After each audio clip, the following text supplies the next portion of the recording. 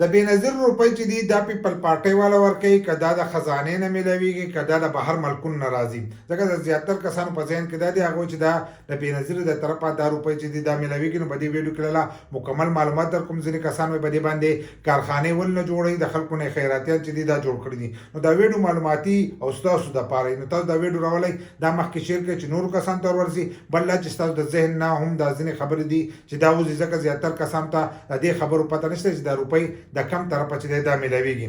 کم کسان چې دا خبره کوي چې په دې باندې فیکټران ول نه کولاوي، نو موږ هم دا وایو چې فیکټري په دې باندې کولاو کړي، نو د ملک معیشت چې دی دا به ورسره هم ښه شي.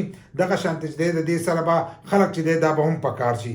ځکه د دې چې څومره روپۍ دي نو په دې باندې دنیا فیکټران چې دی دا کولاویږي، او کال په کال د دې دا روپۍ راوځي، نو چې فیکټران پرې کولاو شي خلک به هم په کار شي. د ملک معیشت چې دی دا به ښه شي، چې په هغې کې څه جوړېږي بهر ملکونو ته چې دی هغه به هم ځي، نو ملک به هم د دې سره برابر شي.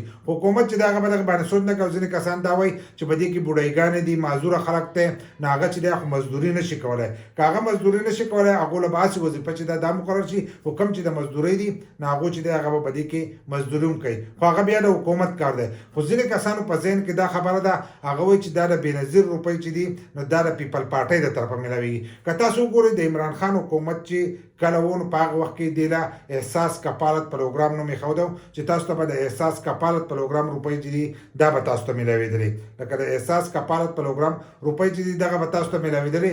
بیا چې کله د هغه حکومت ختم شو، د هغې نه مخکې هم د دې د بینظیر نوم و، او بیا ول هغو د بینظیر نوم کېښودو. عمران خان ولې له څه د وجې نه د احساس کفالت نوم ایښودو؟ هغه د دې د وجې نه ایښودی، هغه وایي دا یو پارټۍ چې دا روپۍ نه ورکوي، دا د ملک روپۍ دي، د عوامو روپۍ دي. نو د دې د وجې نه ول هغه احساس کفالت پروګرام روپۍ چې دي دی ول ایښودې وي. نو د دې د وجې نه چې دی هغو بیا هغه نوم راواغستو د بینظیري. خو په دې کې دا کمې روپۍ چې دي په دې کې د بهر ملکونو نه هم راځي. کم خیراتي تنظیمونه چې دي د هغې نه دا روپۍ راځي. که تاسو وګورئ د ملک حالات چې دي هغه خراب دي، د دې سره دومره روپۍ نشته، خو دا د بهر ملکونو نه روپۍ راځي. نو هغه روپۍ چې دی هغه تاسو ته میلاویږي. که دا یوازې حکومت پاکستان او د دې د خزانې نه تللی نو دا روپۍ به تر اوسه پورې چې دی دا به ختمې شوي، خو دا د بهر ملکونو نه روپۍ راځي او دا تاسو ته د هغو له طرفه میلاویږي. نو کم کسان چې وایي دا د بینظیر د طرفه میلاویږي، نو بینظیر د طرفه تاسو ته دا روپۍ نه میلاویږي، دا د بهر ملکونو نه راځي. او که لږ ډېر ورسره د پاکستان د دغه نه میلاویږي نو هغه به وي. نور چې دی د بهر ملکونو نه راځي نو هغو ته به پیدا ومي. کسان چې دي دا ورسره هم په کار شي، دنیا کسان چې دی د دې سره په کار. ځکه په دې کې چې کم نوکران دي تاسو به په هر دفتر کې دنیا نوکران دي، نو هغه سره هم په کار. او غریب سړي ته چې دی